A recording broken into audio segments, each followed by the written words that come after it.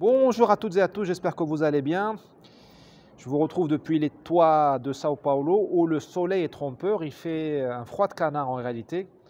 Merci Greta, merci au fameux réchauffement climatique qui se confirme encore une fois. Bon, trêve de plaisanterie, je voudrais vous parler aujourd'hui de la censure et de comment contourner la censure sur Internet. Alors loin de moi, je n'ai pas de recette miracle, mais je tire juste des sonnettes d'alarme. Les élections de 2022 en France seront certainement entachées par des censures venant de la Californie, évidemment.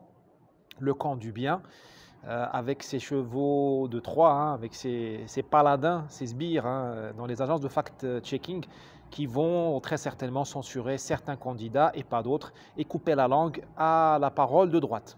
Que faire? Je n'ai pas de recette miracle comme je viens de le dire, mais nous avons l'expérience. Vous savez, en Iran, le Khomeini, le premier président de la République islamique, il a pris le pouvoir notamment grâce aux cassettes.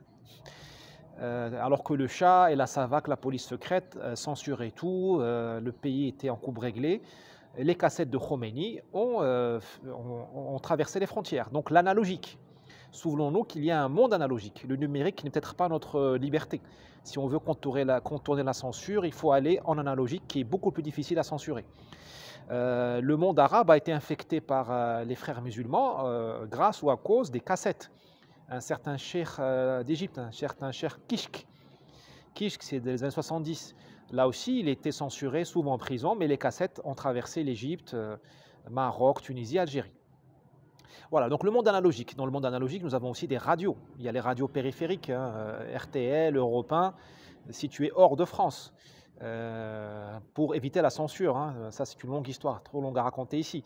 Donc, pourquoi pas acheter du temps de radio sur des radios situées en Belgique, en Suisse ou ailleurs, pour contourner la censure qui frappera, j'en suis sûr.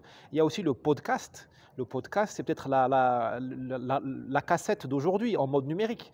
Pourquoi ne pas nous transmettre les podcasts de nos candidats par Telegram ou par d'autres moyens, notamment les emails plus difficiles à censurer. Voilà, je soumets ça à votre sagacité. À plus.